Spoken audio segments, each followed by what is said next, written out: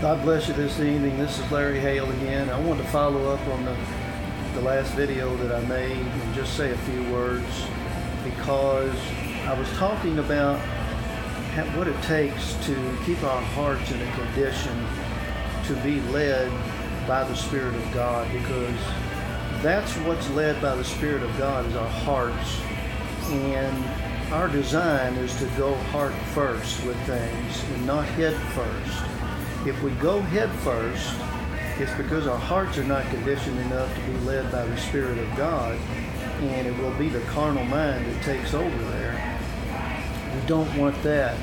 Well, I talked a whole lot about conditioning our hearts and what it takes, like I said, to condition our hearts every day in order to keep them in a condition, keep them pure from sin, and keep the nature of God thriving in our hearts so that we can feel and see and hear the leading of God's Spirit, because as many as are led by the Spirit of God, these are the sons of God, Romans 8:14. And the Spirit of God is our only guide in this life to guide us in holiness through this life to the glory world. So if we're not led by the Spirit of God, we're not going to get there, and we're not going to be pure in heart, and we're going to be sorely disappointed. So it's a very serious issue. It's the most serious of issues, actually. Jesus died and rose again in order to provide us with this capacity to be pure and without sin, and to be led by God's Spirit in holiness and in truth and in His love in this life, so that we can safely arrive to the shores of the glory world after we depart. But the part that I really didn't cover in the video was about the mind. Someone could be left with the impression that I was saying that, somehow the mind doesn't count because it was all about the heart. But here's the thing. Romans 8:6 says that to be carnally minded is death, but to be spiritually minded is life and peace. In 1 Corinthians chapter 2, I believe it's verse 16, Paul says that we have the mind of Christ. Now, he meant himself and those who were like-minded with him. Not just everybody that reads those words has the mind of Christ. But the mind of the Spirit, or the mind of Christ, being spiritually minded, is the result of us remaining pure in heart and going heart first and being led by God's Spirit. So the mind needs to be subservient to the heart. And the only way that happens is if we are pure in heart and are led by God's Spirit and know how to be led by God's Spirit. And when the mind is subjected to the leadership of the heart by means of being free from sin and led by God's Spirit, then the mind learns the Spirit of God as well as the heart, and becomes one with the heart in God's Spirit, becomes subject to the Spirit of God. So it's really an easy equation.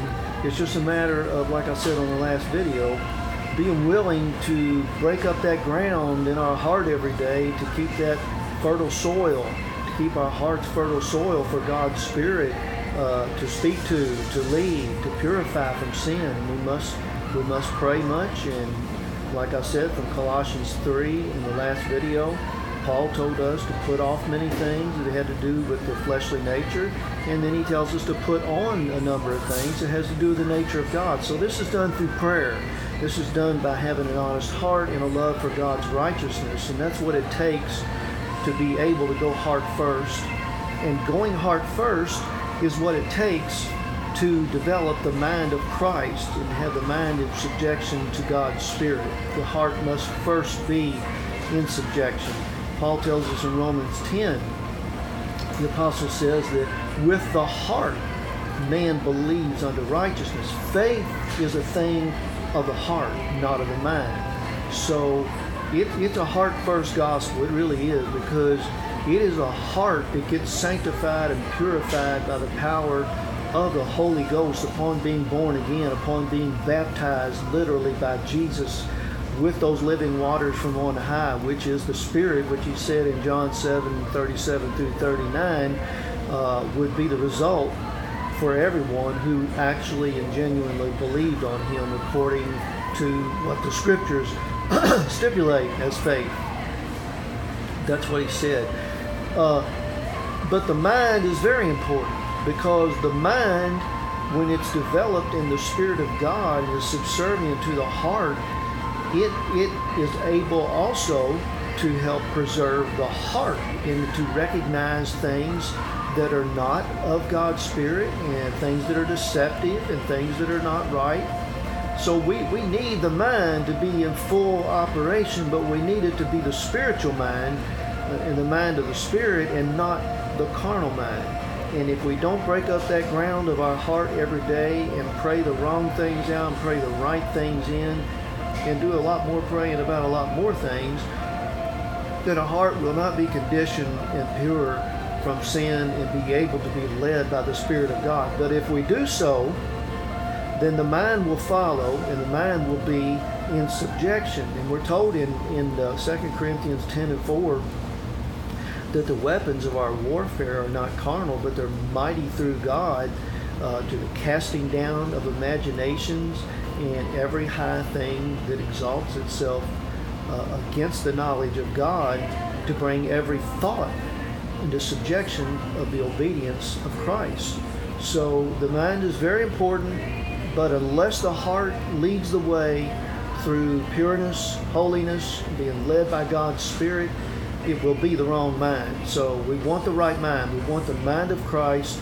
We want the mind to be subjected to the Spirit of God and to our spirit, provided that our spirit is subjected to the Spirit of God through pureness and holiness and cleanness of heart in all things. So that's really all I wanted to say, but I didn't want to leave out the part about how important it is to have the mind of Christ. So the mind is a very, very important thing. It's very integral that it be subjected to the leading of the heart, and that the heart be subjected to the leading of God's Spirit. So that's really all I had to say on this video, and just a little bit of a follow-up there to kind of not leave any stones unturned. So God bless you once again. I'll see you again soon.